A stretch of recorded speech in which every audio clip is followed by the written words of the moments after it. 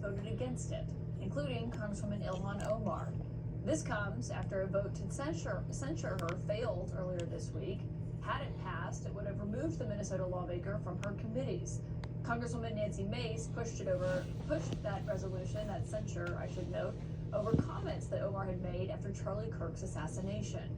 These are just some of the tweets that the South Carolina Republican directed at Omar. We're not even showing you all of them. At one point, she called for her to be deported, despite the fact that Omar is a U.S. citizen.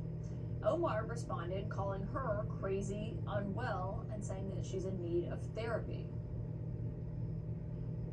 My source tonight is Minnesota Democrat Congresswoman Ilhan Omar, and it's great to have you here. I mean, we'll talk about the Nancy Mace of all of this in a moment, but on that resolution that passed today, a lot of your House colleagues, the Democrats, voted yes on this. Why did you vote no?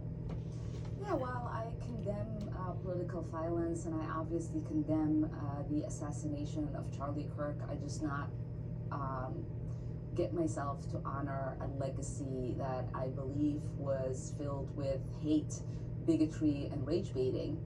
And I think it's really important for us to have this honest conversation about what this man's legacy was, you know, what he spewed on his podcast, and the ways in which he disparaged women of color like myself.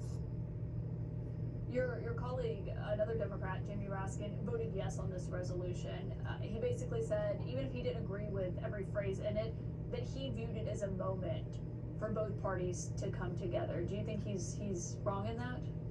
Well, the moment should exist, but what we have seen this week in regards to what my Republican colleagues have decided to do in their attacks targeting me and what the president has decided to do, these are people who are calling basically for our assassination of us. Nancy Mace, as you just referenced, called me the enemy of the state. And so these are not people who are interested in bringing us together. They're not interested in turning the value down. They're not interested in finding common ground. And even the Republicans who voted out of their obligation to the Constitution and doing the right thing in making sure that I didn't get censured for words I did not actually say, they are being under attack right now. They're being threatened.